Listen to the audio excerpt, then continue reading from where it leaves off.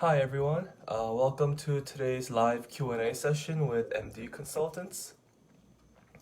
My name is Kevin and I am starting my MD program at McMaster University this fall. The topic of today's discussion is Canadian Medical School application preparation, and I will be answering a list of questions compiled from students as well as from the live comments. This will be based on my experiences as an applicant.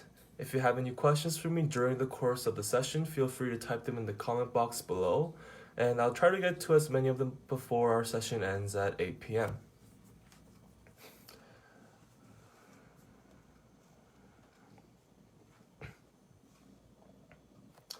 So the first question I have is, how many schools did you apply to, and during application season, how many hours did you spend towards preparing your application every week on average? So I applied to 4 schools, and these would be Queen's, Ottawa, Toronto, and McMaster, all in Ontario. I worked on my application 4 to 5 times a week. For all the other universities, it took me about 10 working days, working days being 1 to 2 hours each. For Toronto's essays, it took me about 20 working days. So that'd be equivalent to somewhere around 30 hours or 40 hours. My top choices are McMaster University and U of T because I want to stay close to my family. Should I still consider applying to other medical schools?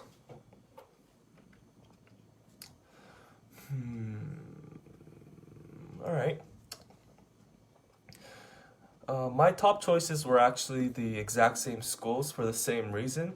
Personally, I applied to all the other schools, or the 4 that I mentioned, because at least for the ones I applied to, they all offered top-tier medical education. It's fair to want to stay close to family, but I think it's a lot of work to have to do the process all over again if things don't work out. So just to maximize my chances, I think I would still apply to all the other medical schools.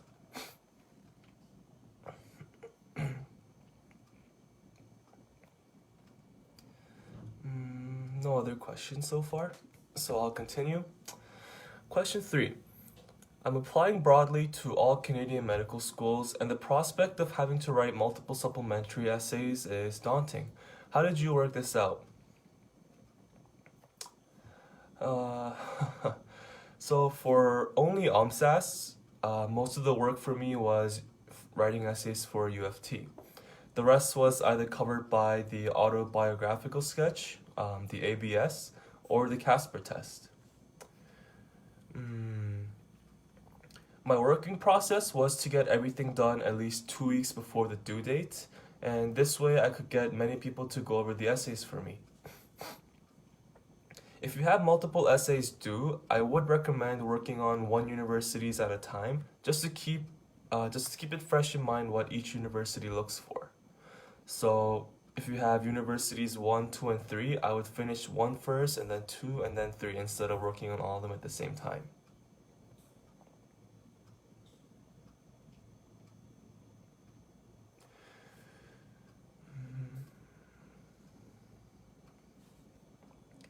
The next question is, in my ABS, is it better to list out all of my experiences or only highlight my top activities? And does quantity matter? We have a question in the comments. I'll get back to that in just a second. So for the ABS sketch, I think it's a little bit of both. If you only have something like 5 items, it might seem like you didn't really make the best of your time during undergrad. But also if you have 40 items and all of them are relatively quote-unquote shallow with only 5 hours done for each item, it might reflect that you are someone who does not put a lot of time into their extracurriculars, and they might even think that you are doing what some people call resume padding. Personally, I would suggest that you write them down. Personally, I would suggest that you write down activities that you have put a lot of effort into and learn many things from, so that you can talk about them during the interviews. By doing this, you may have earned achievements or positions that can help you fill out the ABS while still being relevant. So, for example, powerlifting is something I put thousands of hours onto my ABS. This expanded to me as a professional athlete, winning competitions and helping others get into the sport. So, just powerlifting by itself expanded itself into 3 or 4 activities on the ABS. So, I have a question here, and they're asking me, how did you prepare for the Casper test? Um, that's actually one of the questions I was gonna go over later, but I guess I'll do that now. How did I prepare for the Casper exam? I first started off by looking online and to friends for a question bank because I think the best way to prepare for the Casper exam is to actually do the Casper exam, maybe without getting marked on it.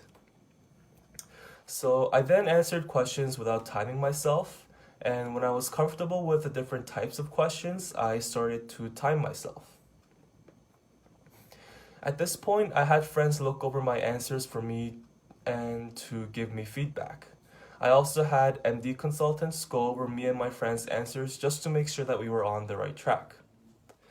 So once I was sure of that, I think that the most important thing for the Casper exam is to always keep in mind perspectives that are not your own.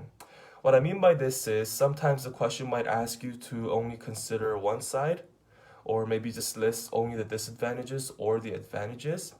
But I think it's good to show that you considered both sides by mentioning everything that's involved. On the day of the Casper exam, I took a day off work to make sure I was in a comfortable environment with stable internet. I hope that answered your question.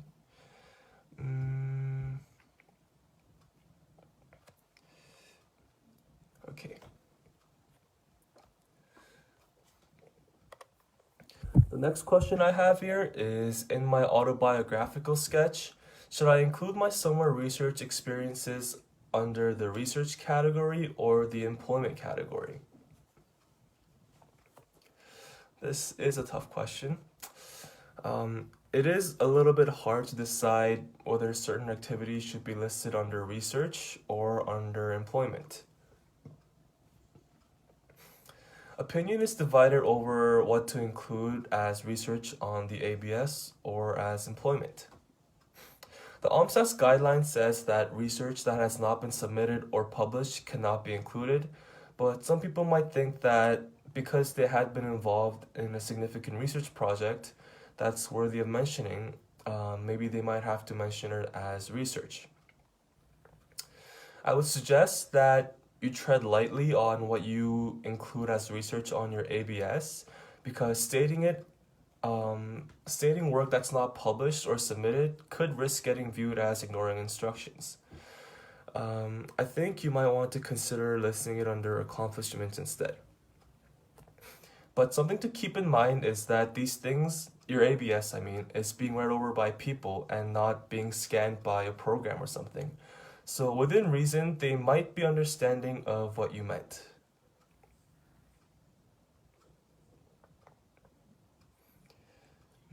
Are there any other questions in the comments?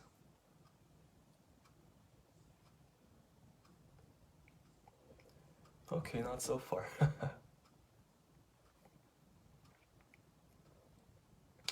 Here's another question. I'm a high school student applying to university this fall. Does getting into certain undergraduate programs like McMaster Health Science give you more of an edge when you apply to medical school? Also, I really want to become a doctor. Is it too early for me to start preparing for applications now?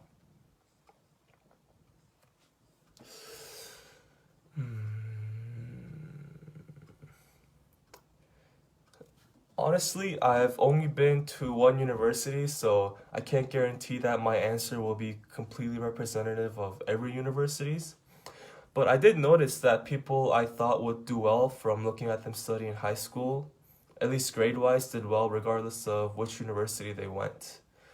I'm not sure how the variation or statistics works for different universities, but I think people with good studying habits would do well regardless of where they go.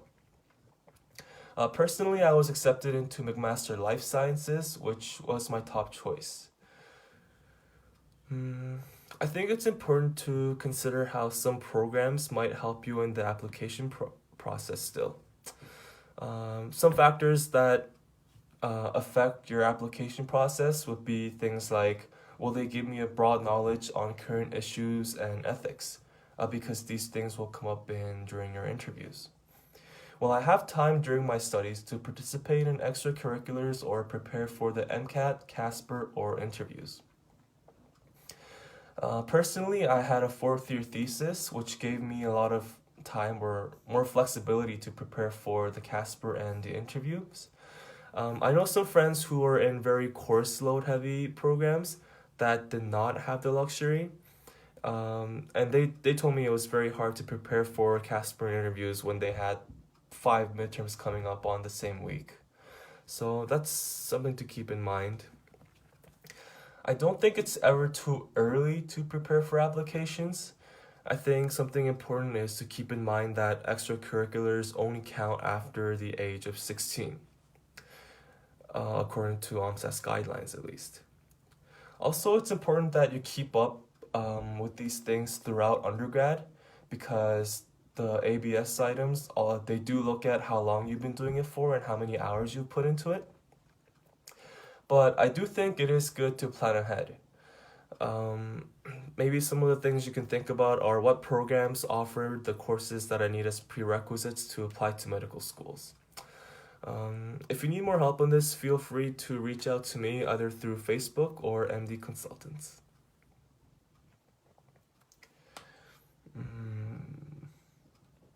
Next question is something that kind of hits me personally because this is what I was thinking about when I applied to medical school. The question is, I've been an unsuccessful applicant for 2 years in a row now. How do I know when to give up or keep going? It's really hard to say without seeing your entire profile or your application. But the first thing I would recommend is figuring out your weak point. Do you think it's your interviewing skills, Casper, MCAT, or etc.? I think in order to do this, a very important aspect is to receive feedback from an objective observer and try to address these areas.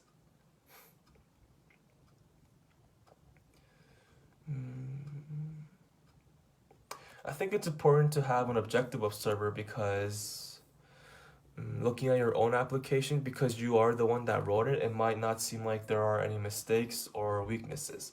But having someone else look at it for you might be a completely different story. No other questions so far. The last question that I have received is, if you could go back to your application cycle, what is one thing you would do differently?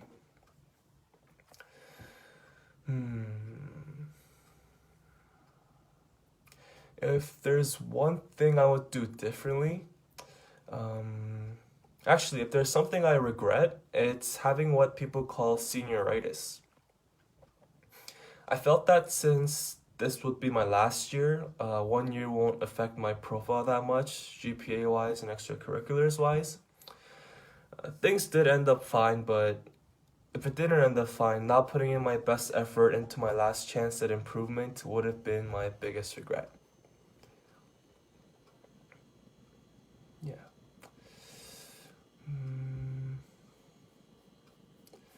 This is a bit of a quiet crowd, but this is all the questions that I've received previously. Are there any questions you guys would like to ask? I'll be here for another 45 minutes.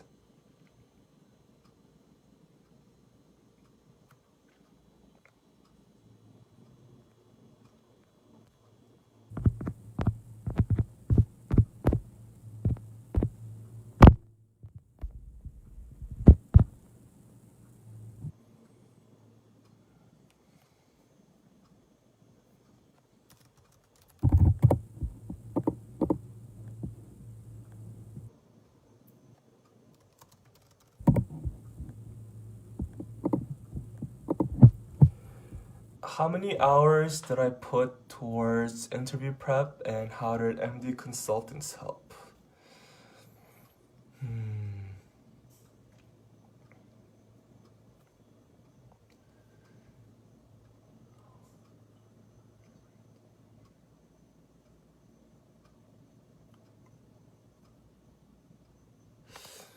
For interview prep, I think I put about 2 hours every day for around a month or a month and a half. I did go to MD Consultants MMI practice sessions, and I think that is what helped the most. I did practice a lot with my friends, but it was really different to give my answer to a complete stranger and receive feedback from someone who's already in med school and knows what they're doing. So, in that aspect, I think going to a mock MMI session is the way MD consultants help the most. Before that, I also had a one-on-one meeting with one of the consultants who taught me how I should speak, even where I should be looking, and what I should be doing with my hands. So I think it was really great help. Anything you would do differently if you had another chance at interviews? Oh dear.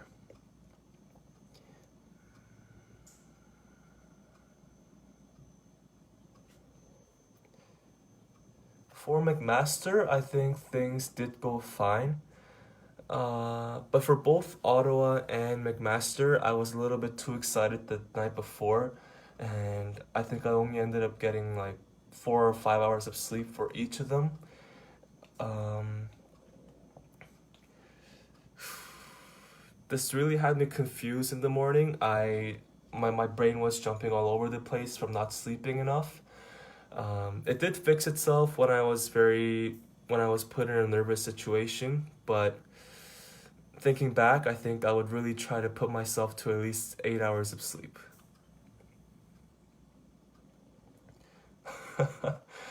What are major differences between one-on-one sessions and MMI practice sessions?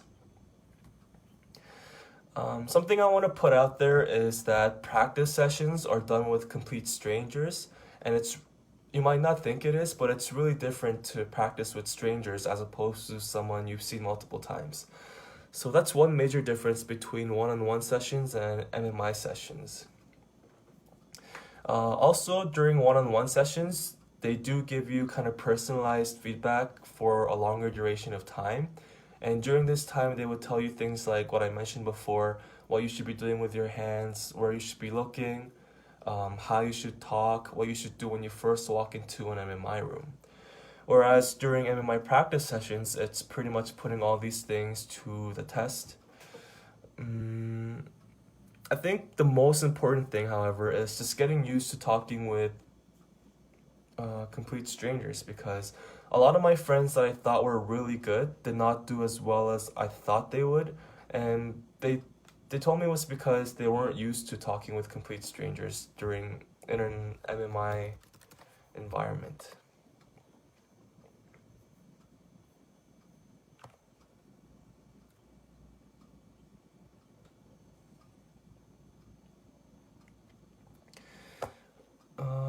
This is a really good question, I think.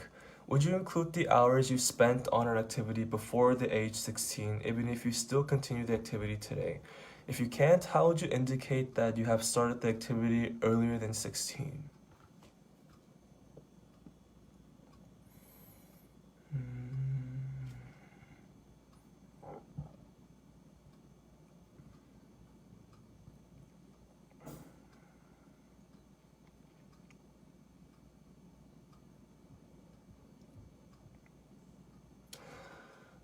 Personally, just to be on the safe side, I personally wouldn't include the hours I spent on an activity before 16.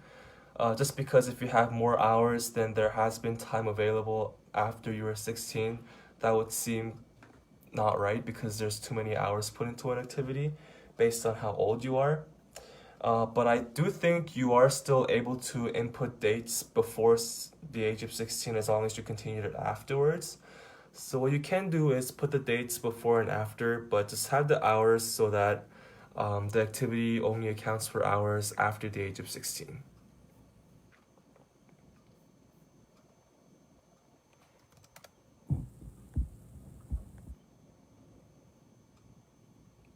Does that answer your question?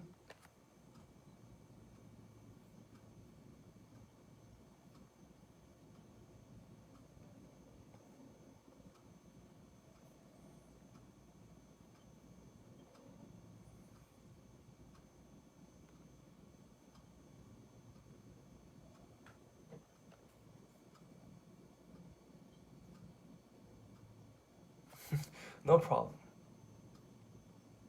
If you have any other questions, feel free to just throw them out here.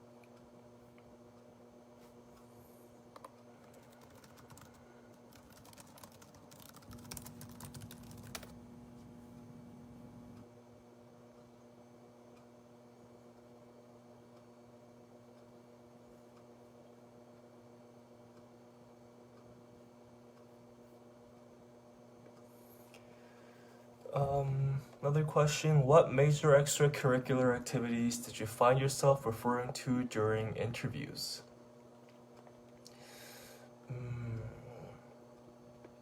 During interviews, you don't have that much time to think about your answer before you give them. So I think the activities that I find that anybody would find themselves referring to would be activities they did most recently or activities they spent the most amount of time working on. So for me, that was powerlifting and working as a vocal trainer, working as a studio tech, things like that. These are things that I do in everyday life, and it's really easy for me to refer back to them. So yeah, I think my most major extracurricular activities were those two things. And like I mentioned, as long as you put enough time into it, your extracurricular activities might branch out into accomplishments or into different extracurricular activities. Maybe you can teach them, or maybe you can compete in those. So, yeah.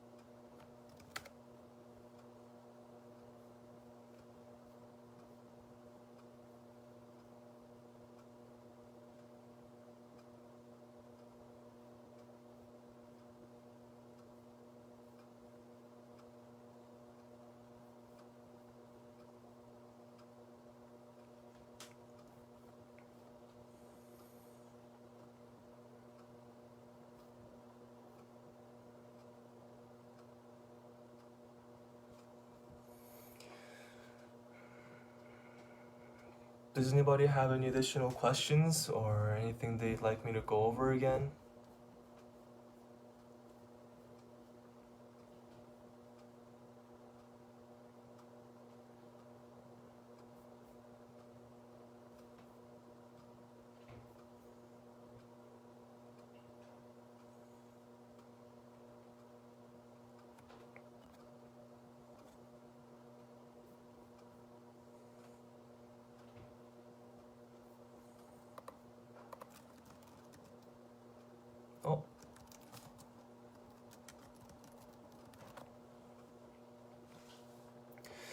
What do you think is the most important part of the med school application?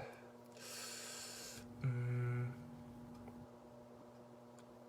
Sorry, I just want to clarify. Do you mean this as in the application process, such as application, Casper interview, or something that will go on your ABS items?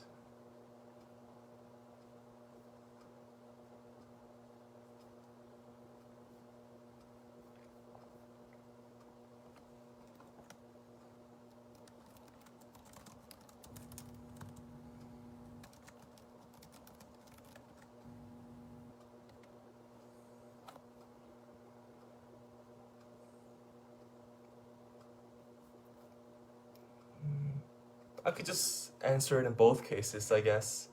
So, if you mean, oh, application, Casper interview, okay. Hmm.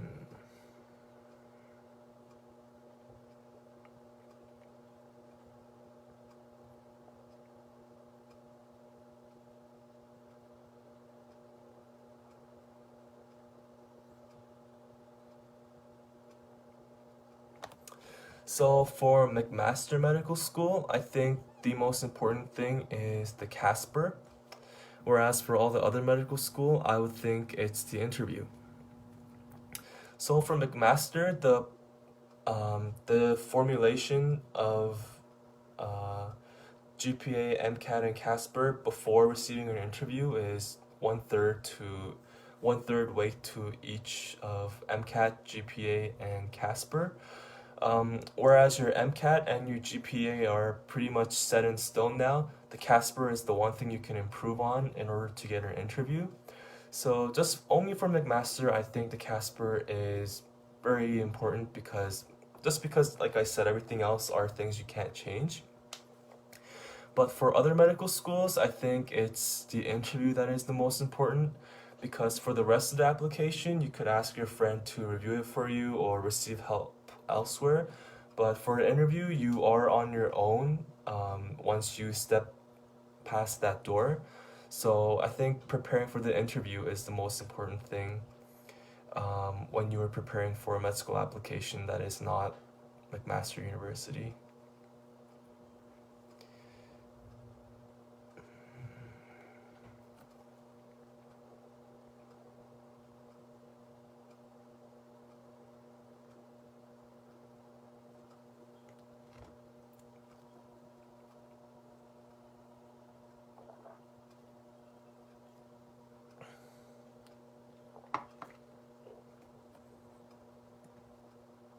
Yeah, no problem.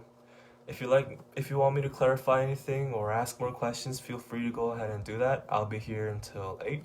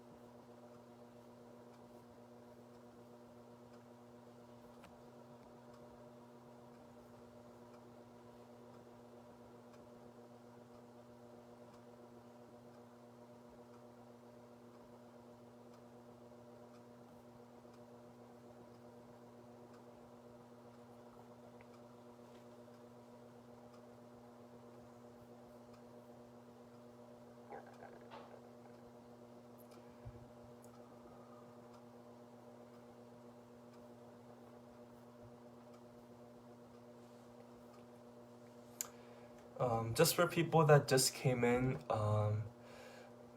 I am doing a Q&A right now and I'm gonna be here until 8 p.m. So if anybody has any questions or things they'd like me to clarify, I'll be here to go over them.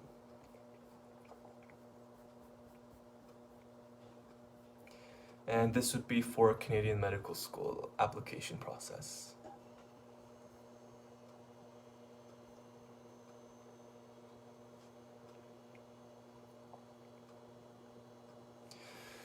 Where did you get help for traditional interview questions such as strengths and weaknesses?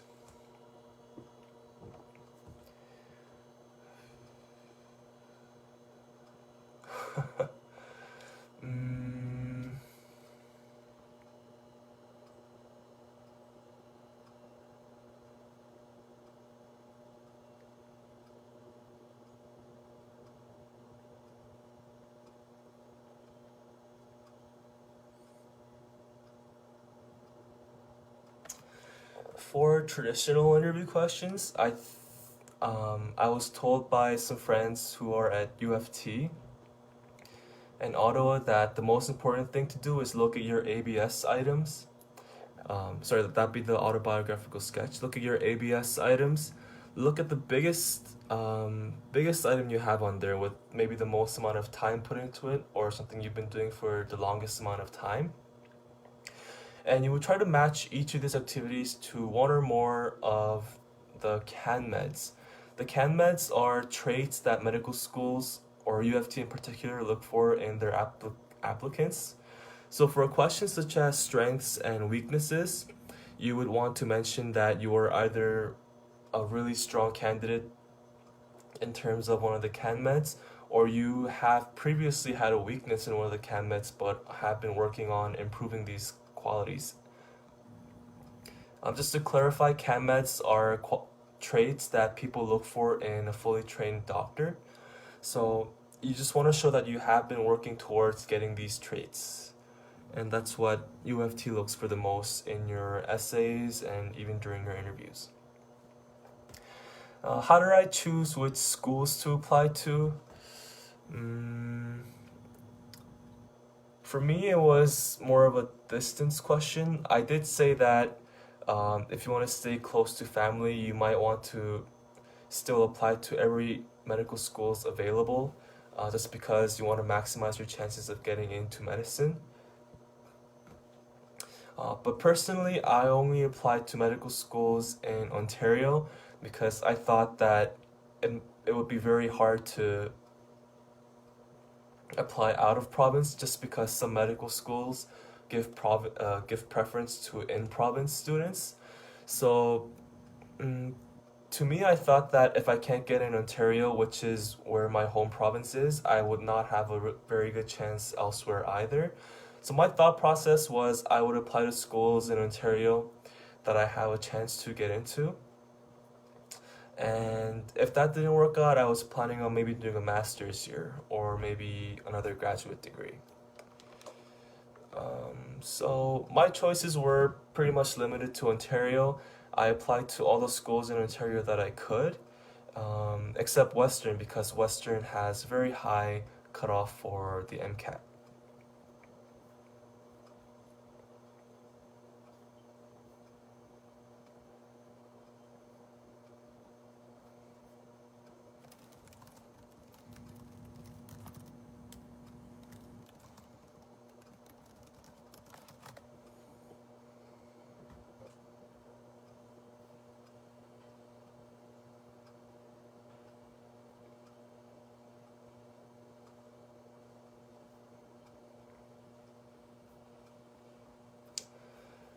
Just to reiterate for people who have just come in, I am going to be here at 8 p.m. I'm starting my MD program at McMaster University this fall. I'm here to answer or talk about any Canadian medical school application preparation questions. So if you have any questions or things you want to discuss, feel free to just type it down in the comments.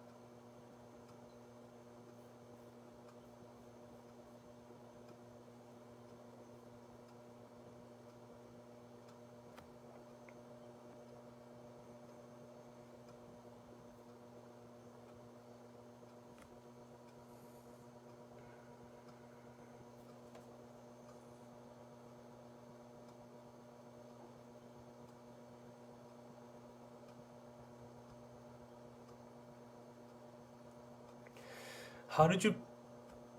Oops.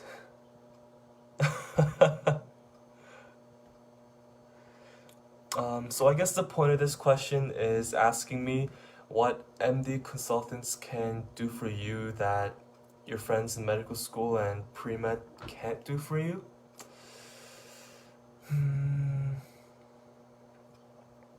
So first of all, I want to clarify that um, in MD consultants, the consultants are there only for you, whereas your friends might have other commitments that they might have to go to.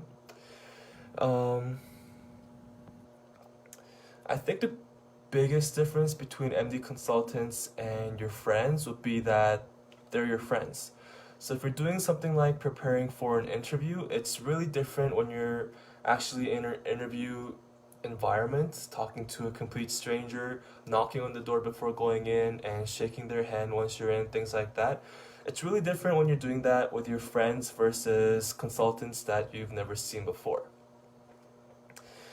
Personally, I know friends who are really good during practicing, when they were practicing with me, but when they went to the actual interview, they came out telling me that it didn't go very well because they weren't used to speaking with people they didn't know. I also found that friends, they were good for giving me feedback on my answers, but not very good for specific feedback. So these would be things like what you should do once you're in the interview room, how you should enter the interview room, where you should be looking, how you should be sitting, and how fast you should be talking, just things like that. So if you want to prepare for interviews, I would recommend once you practice enough with your friends going to MD consultants because that way you'll have prepared your question answering skills enough, but MD consultants can refine that for you by adjusting the way you talk or adjusting the way you address the interviewer. How often did I meet MD consultants before interview prep and what did I talk about? I think the biggest topic I talked about before interview prep with MD consultants would be the Casper because McMaster was in one of my top choice universities and I wasn't really sure what to do for the Casper because the Casper doesn't really publish a lot of practice materials. It's more like they give you 3 questions just to give you an idea of how things will be like. And then on the day of, you're kind of being hit with something you've never seen before. Casper says that the test isn't something you can prepare for, but at least personally, I felt that preparing for it in advance helped just because I kind of had it ingrained in my mind what 5 minutes of answering was supposed to look like. So the Casper test preparation is what I discussed the most with my MD consultant.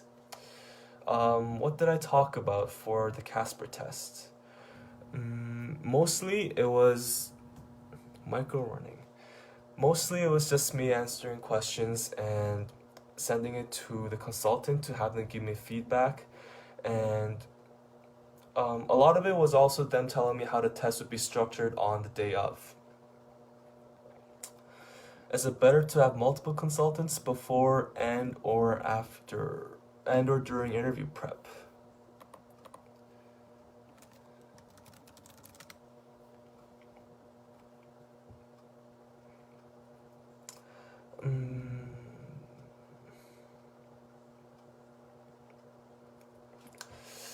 I think before interview prep, which should be leading into your application, it's important to have at least one consultant that's been with you throughout the whole process, just because they know you best and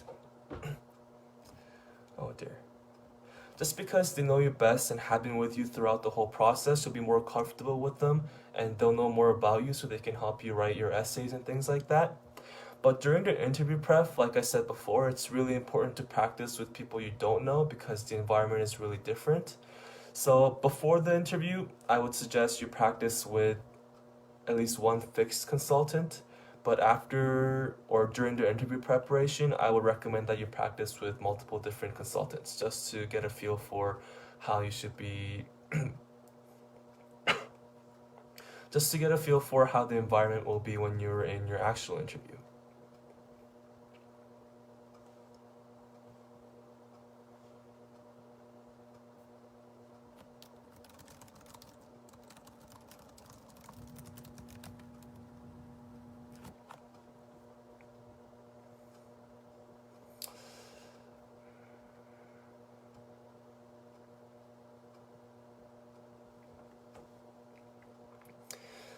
So for people that just got here, I'm going to be here until 8 p.m. Um, the topic of today's discussion is basically a Q&A for Canadian Medical School application preparation. So I'll be here until 8 answering live questions from the comments.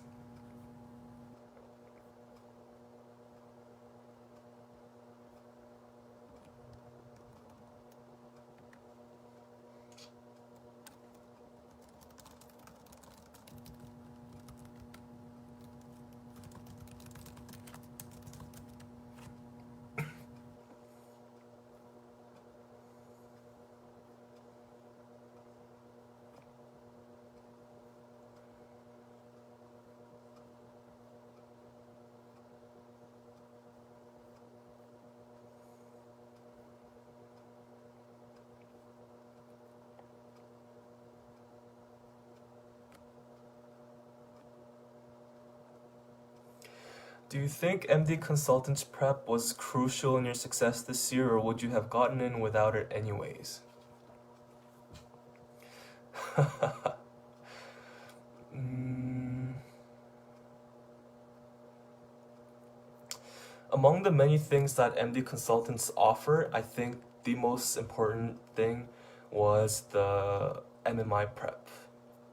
So I mentioned before that a lot of my friends have only practiced among their peers and each other, and after the interview they felt that the environment with talking with strangers was completely different. Um, so in that aspect, I do think it was crucial to go to MD Consultants interview preparation, because the first time I went, I was really confident because my friends were telling me, "Oh, your answers are really good." But once I was in that environment with people I've never seen before, I just completely froze, didn't know what to say, didn't know where to look, didn't know how formal I should be talking, things like that. So I think for the interview preparation at least, MD Consultants Prep was crucial in getting in this year. And maybe otherwise, well, I don't want to think about it, but otherwise, might not have gotten in. The interview might have been very awkward. So I think the interview prep was the biggest thing that contributed to my success this year. I have another question. Do you know if GPA in third or fourth year are more important? It depends on when you're applying. If you're applying during fourth year, they would only see up to your third year GPA, and your fourth year GPA would only count after you get an offer of admission. And the offer of admission would basically say after fourth year, your GPA has to meet a certain cutoff, otherwise your admissions offer would be revoked. But otherwise, if you're applying after fourth year, after all your grades are in, they are not weighed differently unless you are applying to Ottawa. In Ottawa, the GPA formulation is basically 4 times your most recent GPA, 3 times your last year's GPA, and 2 times the GPA of the year before that. And they're all added and then averaged out by dividing by 10, I believe. So for Ottawa, the more recent GPAs are more important, but for all the other schools, the different years' GPAs are counted pretty much the same.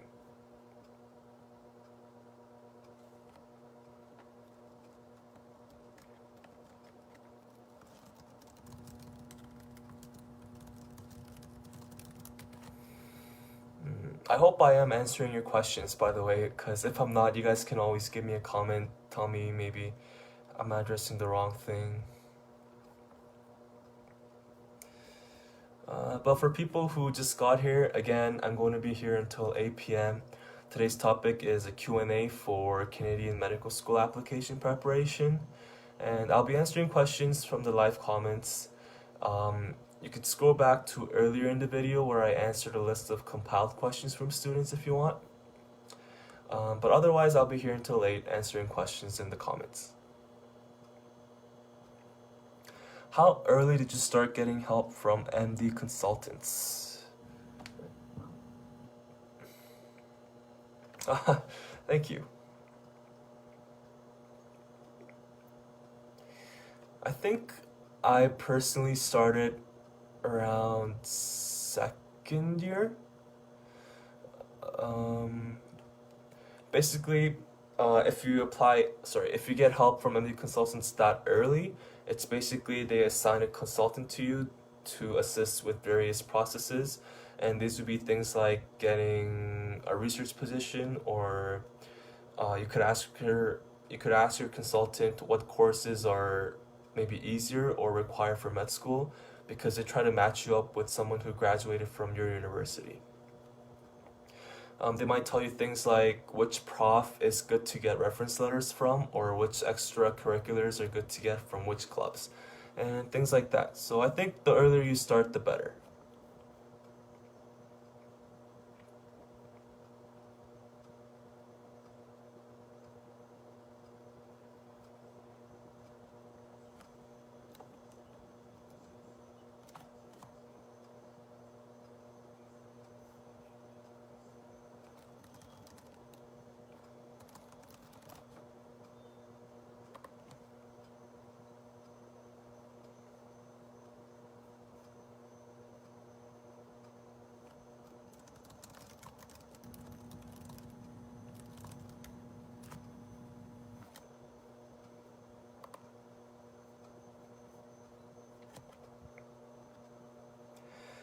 Just got two questions. I'll go in chronological order. Do pretty much all schools in Canada use CGPA for your entire undergraduate degree, or do some only take the last two?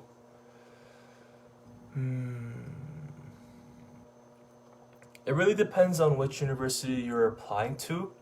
In Ontario, I believe McMaster uses your entire CGPA. They count every single course you've taken in your undergrad, whereas some other universities might have a different GPA formula. If you apply to University of Toronto, they will, assuming you took a full course load for 4 years, they will remove 2 half-year courses, I think, from each year that were the lowest. So if you are applying to U of T in your 4th year, they would get rid of your 6 lowest marks. I'm pretty sure there is a university that only takes the last 2 years of your GPA. I'm not exactly sure which one it is, but I guess the thing to take away from this is that different schools have different GPA formulas. Is it too late for first years? I'm assuming you mean starting with MD consultants. I actually think first year is the best year to start, because as soon as you're in university, you're a bit confused. You have to walk 20 minutes to lectures, unlike high school. There's a lot of clubs, but you don't know which ones to go to. MD consultants will probably match you up with someone who graduated from your university and even possibly your program. So the earlier you start, honestly, I think the better, because they can tell you things like when you should apply for research, when you should write the MCAT, which prof you should go to for reference letters, and which courses you should be taking. To get in touch for this round of applications closing in October, is it too late? Let's see, it's August 2nd right now. No, honestly, I think if it's closing in October, I think you have plenty of time, because personally, I started actually working on my application just shy of 4 weeks before. So yeah, even if you do it a month later, I don't think it'll be too late, although you might be pushing it and it might be a little bit crammed.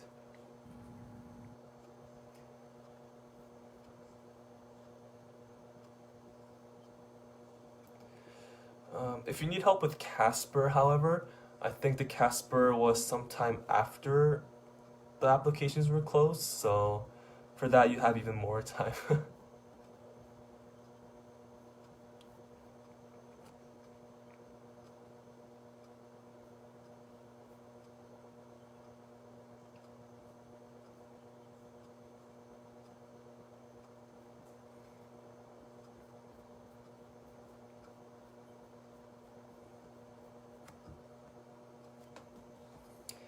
So we have about 8 minutes left. I'll repeat myself one last time. Oh, no problem. I'll be here until 8 p.m. and we'll be talking about Canadian medical school applications today. It's a Q&A, so feel free to ask me any kind of questions from the live comments. As well, even after the Q&A, if you want to reach out to me, you can feel free to do so through Facebook or by messaging MD Consultants.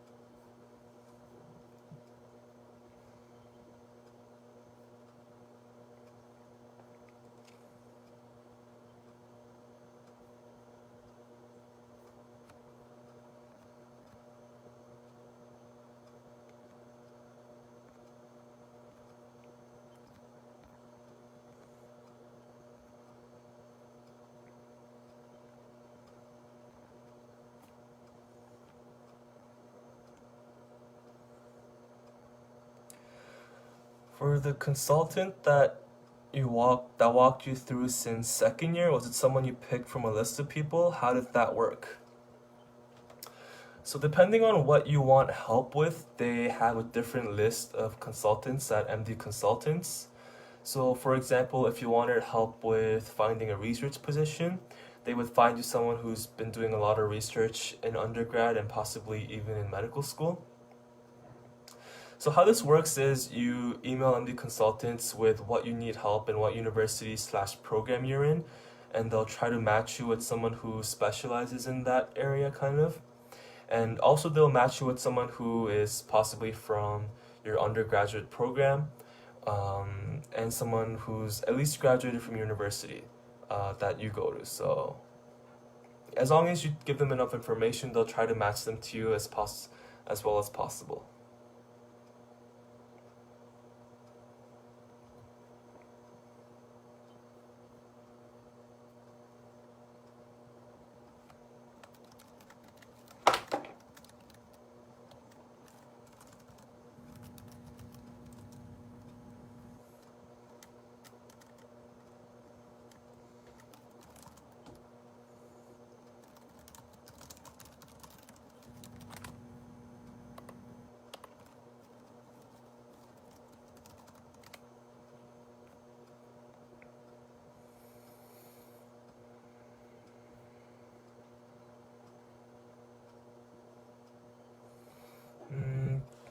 Just because there's no more questions on that, I'll expand on that a bit.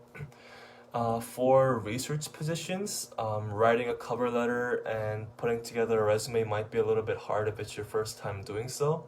So if you are with MD Consultants and you want to apply for a research position, I would highly recommend that you send us an email so that we can pair you up with someone who's from your university.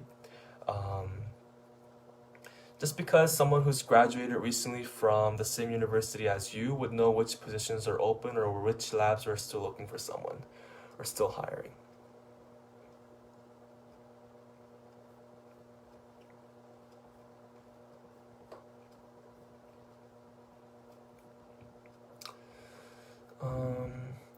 We have around 4 minutes left until our session ends, so I'll start to answer the last few questions if you guys have anything in the comments.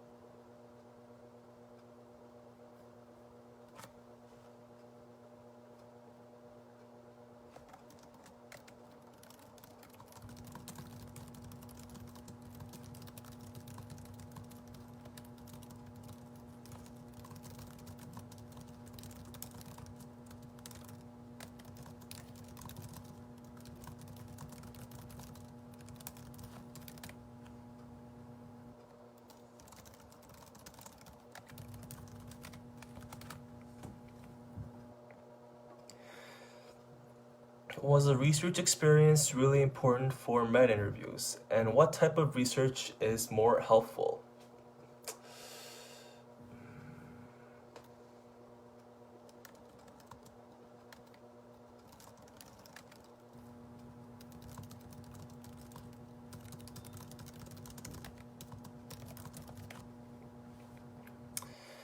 Mm, so, like I mentioned before, there are the CanMed traits that you want to cover.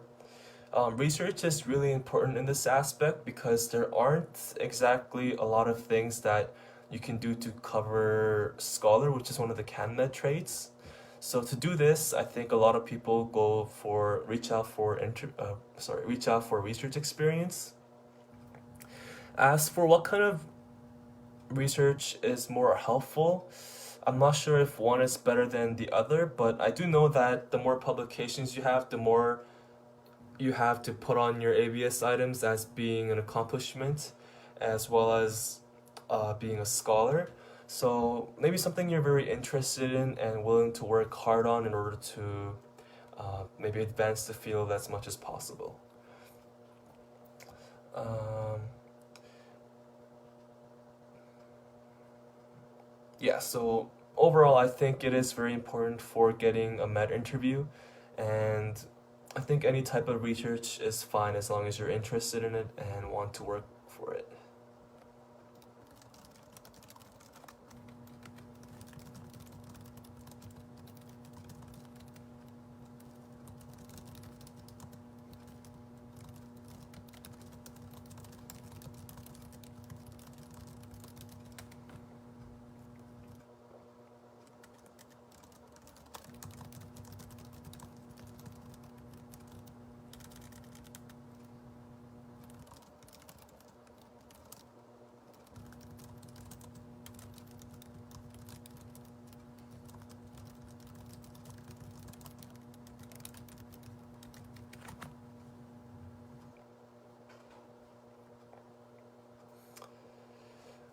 Well, I think that's all the time we have for today. Thanks for joining our session.